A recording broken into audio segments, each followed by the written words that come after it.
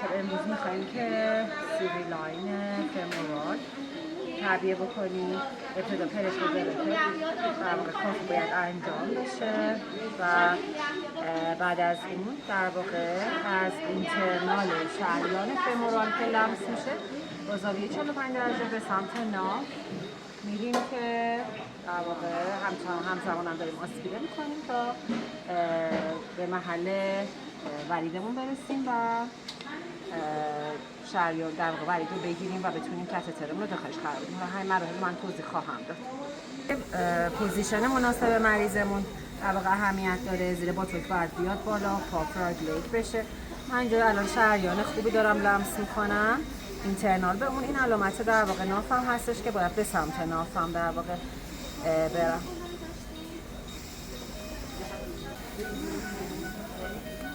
البته مریض باید سردیشن کافی داشته باشه. حالا اگر مریض اینتوبیت باشه و سردیشن در حال دریافت باشه که خب کار هم راحت تر هستش. اینجا بهترین محلی هستش که داره شریان لمس میشه.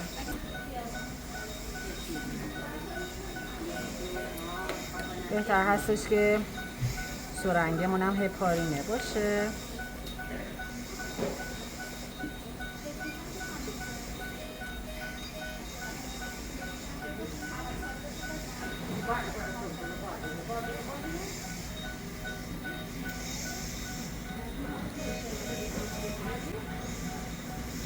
نظر من حالا مناسبی میاد داره خون میده ولی جت نمیکنه و راحت هم که گاید وایرمون رد شد. خب گاید وایرمون رو در محل نگه میداریم، نیدل رو خارج میکنیم.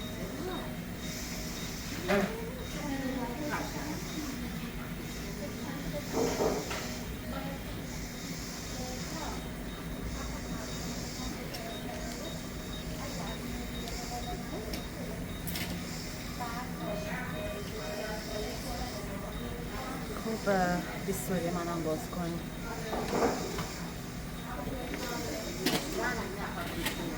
دیلاتوری هستش که باید دور رگ بریم که بتونیم راحت بعد سیوی لاینمون رو وارد بکنیم.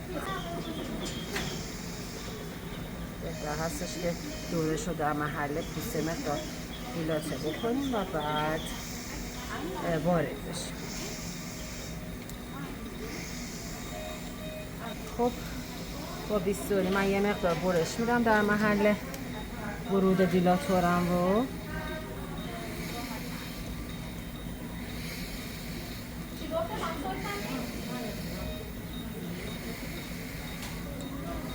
صدای پاپی کرد که در واقع نشان از اینه که دور رگی تونستیم باز بکنیم.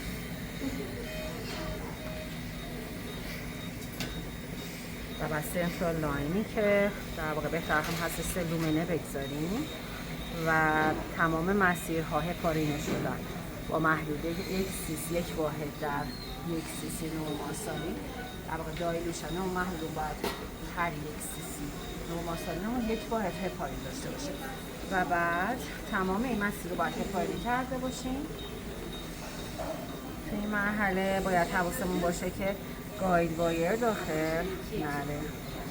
در واقع باید سر گاید وایر دیده بشه، از یکی از این مسیرها گرفته بشه و بعد سیوی لاین داخل قرار داده بشه.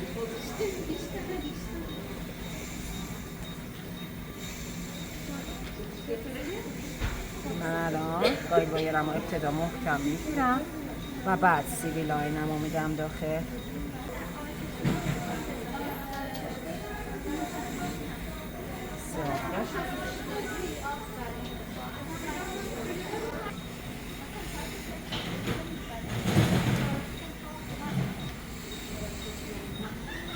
خب مسیرامون رو شکل میکنیم. بهتر هستش که دو تا مسیر قبلی بسته باشن.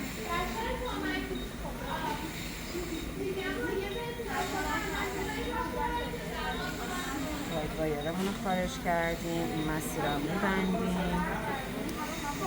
بهتره که همه مسیرها مجددا هپارینه بشن.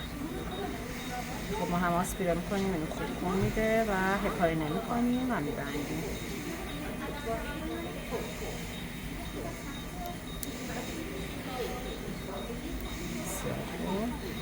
به همین ترتیب همه لاین ها رو چک میکنیم. خوبه خون میده، هپارین و بعد بسته میشه.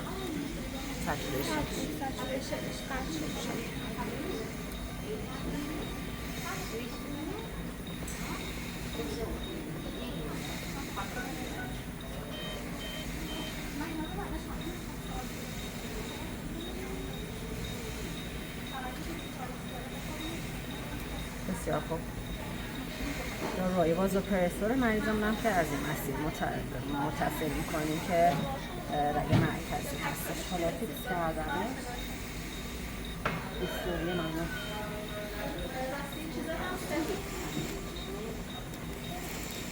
این مریض ما 3 دیت هستش و خیلی نیاز نیستش که در واقع پین منیجمنت انجام بشه، ولی توی هر مریض دیگه اگر هوشیاری کافی هستش باید حتما ضد درد و سداتیو هم قبل از هر پروسیجر دردناکی استفاده بشه.